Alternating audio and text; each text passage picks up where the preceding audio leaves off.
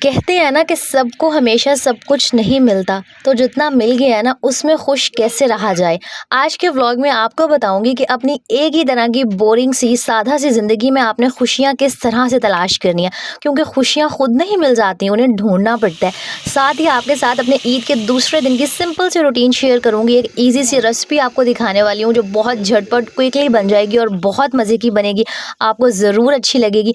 साथ ही कुछ आउटिंग के लिए बाहर गई थी, वो क्लिप्स शेयर करूंगी आपके साथ। अस्सलामुअलैकुम माय यूट्यूब फैमिली, उम्मीद है जी आप सब ठीक ठाक होंगे। अल्हम्दुलिल्लाह मैं बिल्कुल ठीक हूँ।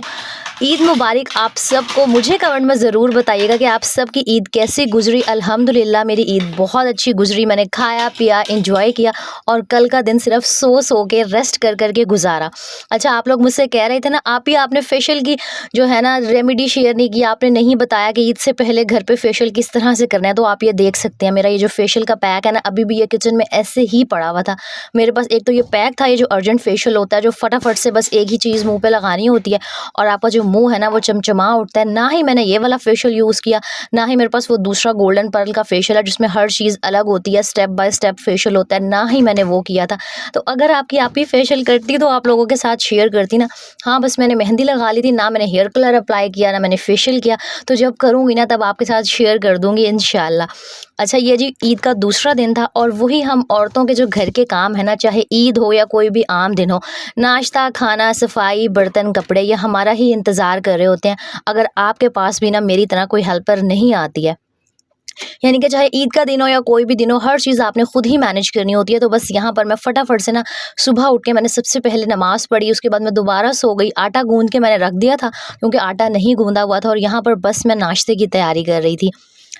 अच्छा, अक्सर ना हम जो स्पेशली हाउसवाइफ्स होती हैं वो अपनी एक ही तरह की रूटीन से उकता जाती हैं, बोर हो जाती हैं। ज़ाहिर है, इंसान है, एक ही तरह की रूटीन से एक ही तरह के काम कर के ना थक जाता है। तो आपको आज बताने वाली हूँ कि आपने अपनी जो सेम सिंपल सी लाइफ है ना, एक मिडिल क्लास औरत की जो ज़िंदगी है, उसकी हर चीज़ में खुशी को किस तरह से ढूँढना है।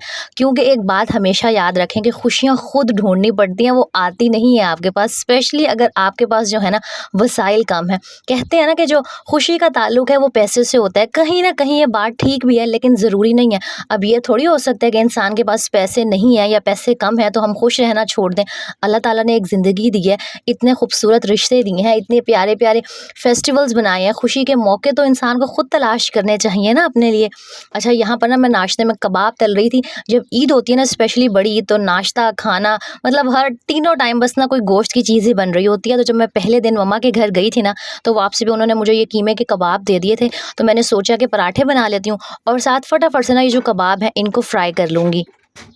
अच्छा, क्योंकि आजकल चूंटियों का, मक्खियों का बहुत ज़्यादा सीज़न है, तो किचन की कोई भी चीज़ यूज़ करते हैं तो एक दफ़ा उसे पानी से वॉश करके एक अच्छे से कपड़े से सुखा के फिर यूज़ किया करें। चाहे कोई फ्राई पैन हो गया, तवा हो गया, कोई भी बर्तन हो गया, क्योंकि छिपकलियाँ भी आ जाती हैं, कीड़े मकोड़े भी आ जाते हैं। तो इस तरह ना इंसान को एक तो ये तसल्ली होती है कि इंसान जो भी चीज़ यूज़ कर रहा है ना वो साफ़ सुथरी है। बहुत छोटी सी बात है, लेकिन अक्सर ना हम काम की जल्दी में ये धोना या चीज़ों को साफ़ करना भूल जाते हैं। और मैं आपसे बात कर रही थी कि आपने अपनी डेली की रूटीन में सादा सी ज़िंदगी में खुशी किस तरह से ढूँढनी है। एक बात आपको बताती हूँ कि खुशियों के मौके बहुत सारे होते हैं, लेकिन अक्सर हम, स्पेशली मैं ख़वातीन की बात कर रही हूँ, कि हम सोशल मीडिया का आजकल ज़माना है, दूसरों के व्लॉग्स देख रहे होते हैं, उसमें महँगी-महँगी चीज़ें दिखाई जा रही होती हैं, खूबसूरत घर हो गए, गाड़ियाँ हो गई, ब्रांडेड कपड़े हो गए। तो जब हम औरतें बार-बार डेली बेस पर यही चीज़ देखती हैं ना, तो हमारे अंदर एहसास कमतरी पैदा होना स्टार्ट हो जाता है। हमें लग रहा होता है कि अल्लाह ताला ने दूसरे इंसान को इतनी सारी नेमतें दे दी हैं और हमारे पास तो कुछ भी नहीं है। लेकिन जबकि देखा जाए ना, हकीकत में जो आप कैमरे में देख रहे होते हैं वैसा कुछ नहीं होता। आप अमीर से अमीर तर हो जाएँ, फिर भी आपकी ज़िंदगी में ना कोई महरूमी, कोई ना कोई कमी ज़रूर होती है। हर किसी को ना सब कुछ नहीं मिला करता। और मेरे नज़दीक जो लाइफ़ की असल खुशी है ना, वो है कि बस आपके जो हस्बैंड हैं, आपके जो बच्चे हैं, आपके जो फैमिली वाले हैं, वो खुश रहें। मैं तो जब, यकीन करें, घर का काम भी कर रही होती हूँ ना, मैंने कभी भी बोझ समझ के या मजबूरी समझ के नहीं किया। मैं यही सोच रही होती हूँ कि मैं जो भी पका रही हूँ, मैं जो भी कर रही हूँ, मैं कपड़े धो रही हूँ, मैं बर्तन धो रही हूँ, तो ये मैं अपनी बेटी के लिए, अपने हस्बैंड के लिए, साफ़ सुथरे घर के लिए, एक पुरसुकून माहौल के लिए कर रही हूँ। और ट्रस्ट मी, जब आप इस माइंडसेट के साथ हर काम करती हैं ना, तो आपको कुछ भी बोझ नहीं लगता। ये जो हमारा माइंड है ना, मैं हमेशा कहती हूँ, ये बड़ा स्ट्रॉन्ग है। आप जो सोचते हैं ना, ये वैसा ही बन जाता है और वैसा ही करता है। तो अगर कभी भी आप घर के काम करते हुए थक जाती हैं ना, उकता जाती हैं और चिड़चिड़ापन महसूस कर रही होती हैं, तो बस ये सोच लिया करें कि आप जो कुछ भी कर रही हैं ना, अपने बच्चों की खुशी के लिए कर रही हैं, अपने हस्बैंड की खुशी के लिए कर रही हैं। क्योंकि बज़ाहिर देखा जाए तो हम औरतों को लग रहा होता है कि हस्बैंड तो सिर्फ घर में वेले बैठे रहते हैं और हम औरतें सारा काम कर रही होती हैं, लेकिन देखा जाए ना तो सबसे ज़्यादा मुश्किल काम है बाहर जाके इतनी शदीद गर्मी में कमाना और दूसरे लोगों की बातें बर्दाश्त करना। तो कभी भी अगर ये वाला ख्याल आए ना कि यार हस्बैंड तो बस घर आके टांग पे टांग रख के बैठे रहते हैं या रेस्ट करते रहते हैं या लेटे रहते हैं, तो बस ये सोच लिया करें कि वो हमसे कई गुना ज़्यादा मेहनत करते हैं और साथ में दूसरे लोगों की ना ताने और बातें भी बर्दाश्त कर रहे होते हैं। तो फिर हर चीज़ आपको आसान लगना स्टार्ट हो जाएगी। और यहाँ पर जी मेरा जो नाश्ता था वो रेडी हो गया था। कबाब फ्राई कर लिए थे मैंने, साथ में पराठे थे और ये चाय थी। और उसके बाद कहने को तो आज ईद का दूसरा दिन था, लेकिन जो घर के काम होते हैं ना वो तो करने ही करने होते हैं। और ईद के पहले दिन क्योंकि मैं मम्मा की तरफ चली गई थी तो मैंने सफाई नहीं की थी, बस मैंने खिलारे वगैरह उठाए थे, हर चीज़ को समेट दिया था, लेकिन प्रॉपर झाड़ू पोछा कुछ नहीं किया था। तो आज मैंने सोचा था कि बस एक दिन सफाई नहीं हुई तो आज ना लाजमी करनी है, क्योंकि घर बहुत ज़्यादा गंदा हो जाता है। मैंने जो सारी चीज़ें वगैरह थी, बिस्तर वगैरह थे, उनको सबसे पहले उठाया। और यकीन करें जब आप पॉजिटिविटी के साथ कोई काम स्टार्ट करती हैं ना, बिस्मिल्लाह पढ़ के कोई भी काम शुरू करती हैं, तो वो झटपट पलक झपकने में हो जाता है। अच्छा, यहाँ पर मैंने सारी ना बेडशीट वगैरह को झाड़ दिया था, चेंज कर दिया था। और क्योंकि एक दिन घर का काम नहीं हुआ था तो मेरा फर्नीचर वैसे भी डार्क कलर का है, तो मिट्टी इतनी ज़्यादा प्रोमिनेंट होना स्टार्ट हो जाती है। तो फिर मैंने अच्छे से पहले डस्टिंग की। और मेरी आदत है कि मैं सफाई से पहले भी डस्टिंग करती हूँ, और जब सारा काम हो जाता है ना तो उसके बाद भी अच्छी तरीके से सारे फर्नीचर वगैरह को झाड़ देती हूँ कि अगर कोई भी मिट्टी वगैरह पड़ गई है ना तो वो निकल जाए। और वैसे भी मेरा बहुत छोटा सा पोर्शन है, बहुत छोटा सा घर है, बहुत क्विकली झटपट से सफाई हो जाती है। तो घर चाहे छोटा हो या बड़ा, जब आपको पता है ना कि कोई काम आपने ही करना है, तो बजाय इसके कि आप अपना मूड ख़राब करें, चिड़चिड़ी हो, गुस्सा करें, तो जो चीज़ आपने करनी है तो बेहतर है कि उसे खुशी से कर लें। जब कोई काम खुशी से करेंगी ना तो आप थकेंगी भी नहीं, और आपका जो घर है ना वो भी बहुत अच्छे से साफ़ सुथरा हो जाएगा। तो बस यहाँ पर कहने को ईद का दूसरा दिन था, लेकिन हम औरतों के जो काम है ना वो कभी ख़त्म नहीं हो सकते, स्पेशली उन ख़वातीन के जो हाउसवाइफ्स होती हैं, जिनके पास कोई हेल्पर नहीं होती और जिन्होंने सब कुछ ना मेरी तरह खुद मैनेज करना होता है। तो अगर बस खुश रहना चाहती हैं ना, अपनी डेली रूटीन से बोर नहीं होना चाहती हैं और शुक्रगुज़ारी वाली लाइफ स्पेंड करना चाहती हैं, तो दूसरों से मुतासिर होना छोड़ दें। मैं आपको एक बात बताती हूँ, अक्सर नज़र के सामने यूट्यूब पर बहुत सारी वीडियोज़, बहुत सारी डिफरेंट जो यूट्यूबर्स हैं उनके व्लॉग्स गुजर रहे होते हैं, और माशाल्लाह ताला ने कुछ ऐसी भी हैं जिनको बहुत रिस्क दिया हुआ है, जिनके बड़े बड़े घर हैं, जो ब्रांडेड कपड़े और बहुत कुछ दिखा रही होती हैं। आप यकीन करें, मैं ना जिसमें इस तरह की कोई चीज़ दिखाई जा रही हो ना जिससे इंसान को एहसास कमतरी वाली फील आने लग जाए, इंसान है यार, मैं भी आप ही की तरह की एक सिंपल सी औरत हूँ, तो मेरे दिल में भी अक्सर ये चीज़ें देख के ना आना स्टार्ट हो जाता है कि दूसरे के पास ये है, मेरे पास ये नहीं है। तो अगर मुझे पता लग जाए ना कि किसी व्लॉग में या किसी भी वीडियो में ये चीज़ दिखानी है, मैं वहीं पर वो चीज़ देखना छोड़ देती हूँ, क्योंकि जिस चीज़ से आपका ज़हनी सुकून ख़राब हो रहा हो ना, मेरे नज़दीक उस चीज़ को देखना ही नहीं चाहिए। चाहे वो कोई व्लॉग हो गया या चाहे वो कोई दूसरा इंसान हो गया, जो भी चीज़ आपके ज़हनी सुकून को ख़राब करे ना, उससे दूर हो जाना बहुत बेहतर होता है। और लाइफ में खुश रहने का यही सिंपल सा फॉर्मूला है कि जो चीज़ आपके मेंटल पीस को डिस्टर्ब करे ना, उसको छोड़ दें, उसको इग्नोर कर दें, उसको देखना ही छोड़ दें, उससे मिलना छोड़ दें, चाहे इंसान हो या कोई भी और दूसरी चीज़ हो। अच्छा, यहाँ पर क्योंकि ईद पे किचन में गोश्त का काम होता है ना, गोश्त आता है, गोश्त समेटना होता है, तो मक्खियाँ बहुत ज़्यादा आ रही थी, तो इसलिए मैंने फ़रनाइल डाल के अच्छे से आज पोंछा लगाया था, ताकि जो भी मक्खियाँ वगैरह है ना वो निकल जाए। और उसके बाद सारी सफाई से फ्री होने के बाद यहाँ पर मैं खाना बनाने आ गई थी, और मैं एक बहुत डिफरेंट स्टाइल की ना आज मटन की कढ़ाई बनाने वाली हूँ, जिसको आप खड़े मसाले का सालन कह सकते हैं या कटे मसाले का सालन कह सकते हैं, जो मर्जी कह सकते हैं, लेकिन बहुत मज़े का बनता है। कढ़ाई तो नहीं कहूँगी क्योंकि मैं इसमें आलू भी ऐड करती हूँ, बस शोरबा नहीं होता, लेकिन हाँ मैं इसमें आलू भी ऐड करती हूँ। आपकी अपनी मर्जी है, आपने आलू ऐड करने हैं तो कर दें, लेकिन बहुत मज़े की बनती है। तो ईद पे इंसान एक ही तरह के डिशेस खा खा के ना बोर हो जाता है, तो सोचा इसकी रेसिपी भी आपके साथ शेयर कर देती हूँ। आधा किलो से ज़्यादा तकरीबन मैंने गोश्त लिया था, आप मटन या बीफ जिस मर्जी का ये बना सकते हैं। एक बड़ा आपने प्याज ले लेना है, वही अदरक लहसुन इसमें जाएगा और टमाटर जाएंगे। प्याज को आपने बारीक जो है ना स्लाइसेस में काट लेना है, और इसको आपने हल्का सा फ्राई करके फिर इसमें गोश्त डाल देना है, अदरक लहसुन डालना है, टमाटर डाल देने हैं। अच्छा, ये जो रेसिपी है ना, इसमें मेन डिफरेंस बाकी कढ़ाइयों और बाकी सालन की निस्बत ये है कि इसमें ना हम लाल मिर्च नहीं डालेंगे, ना ही हरी मिर्च ऐड करेंगे, बल्कि इसमें वो जो साबुत गोल मिर्च होती है ना, वो जो रेड कलर की बॉल्स टाइप की होती है, उसको हम ऐड करेंगे। और उसका ना एक डिफरेंट सा फ्लेवर आता है, मतलब जो एक नॉर्मल हांडी का जायका होता है ना वो इसमें नहीं आएगा, बहुत मज़े का यूनिक सा टेस्ट इसमें आएगा। तो ज़रूर बना के ना ट्राई कीजिएगा, बहुत ईजी है। बस लाल मिर्च की जगह आपने साबुत जो गोल मिर्च है ना उसको ऐड कर देना है।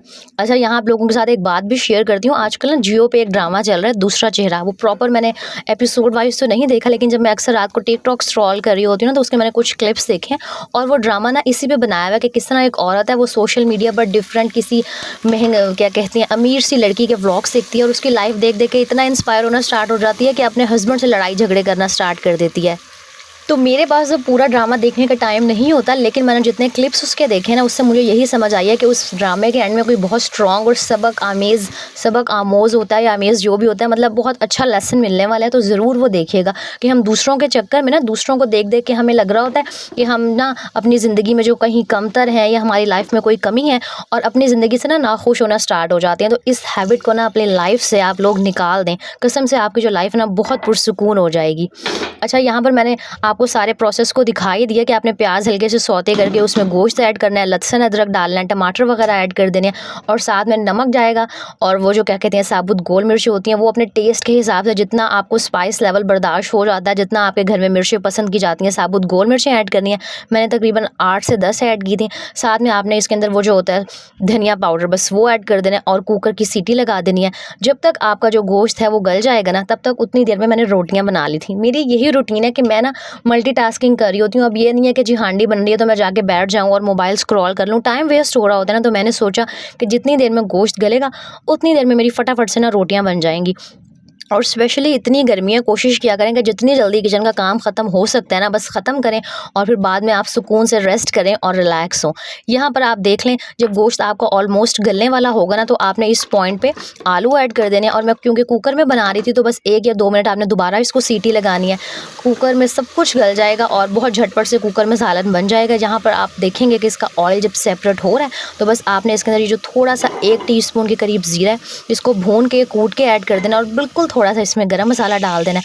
और मज़ेदार सा आपका ये जो सालन है ना, इसे कढ़ाई गोश्त कहें, खड़े मसाले का गोश्त कहें, या जो मर्ज़ी कहें, रेडी हो जाएगा। और एंड में आपने ना इसके ऊपर जी थोड़ा सा वो जो बारीक चॉप करके अदरक को ऐड कर देना। जब आप चॉप करके इस तरह बारीक बारीक अदरक को ऐड करते हैं ना, तो उसका फ्लेवर बहुत डिफरेंट और यूनिक और मज़े का आता है। इतनी मज़े की ये कढ़ाई बनी थी ना, ज़रूर ट्राई कीजिएगा। वो एक ही तरह की हम कढ़ाइयाँ खा खा के बोर हो जाते हैं। एक दफ़ा मेरे कहने पे ये ट्राई करें और अपने घर वालों को ज़रूर बना के खिलाएं, और फिर मुझे फीडबैक दीजिएगा कि कैसा लगा आपको ये सालन। बकरा ईद के हवाले से एक बहुत यूज़फुल टिप आपके साथ शेयर कर देती हूँ कि इस तरह हमने बॉक्सेस में या पैकेट्स में, शॉपरों में जिस तरह भी गोश्त को रखा होता है फ्रीज़ करके, वो बिल्कुल पत्थर बन जाता है और बर्फ़ हो जाता है। और जब बनाना होता है ना, तो हमें बहुत मुश्किल हो रही होती है कि पहले पूरा जो गोश्त है उसको पिघलाना पड़ता है। तो इसकी बहुत सिंपल और आसान सा तरीका ये है कि आपने गोश्त के ऊपर काफ़ी सारा जो नमक है ना, उसको ऐड कर देना है, और हाथों से ना इस नमक को अच्छे से सारे गोश्त पे आपने मसलना है। थोड़ा सा इसके अंदर आप पानी भी ऐड कर दें, और साथ साथ इसको पानी के नीचे रख के मसलते जाएँ।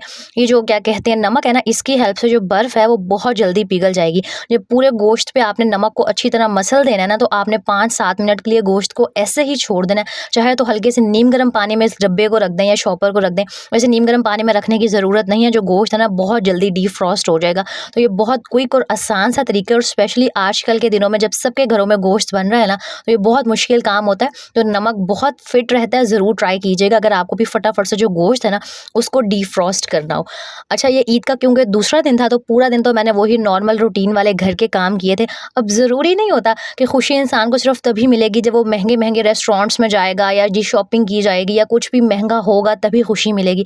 लाइफ में ना छोटी छोटी खुशियों को, छोटी छोटी मोमेंट्स को जो आप अपनी फैमिली के साथ स्पेंड कर रहे होते हैं ना, उसमें खुशियाँ ढूंढना सीखें। अल्लाह ताला की नेमतें हैं ये, जो सारे रिश्ते हैं ना।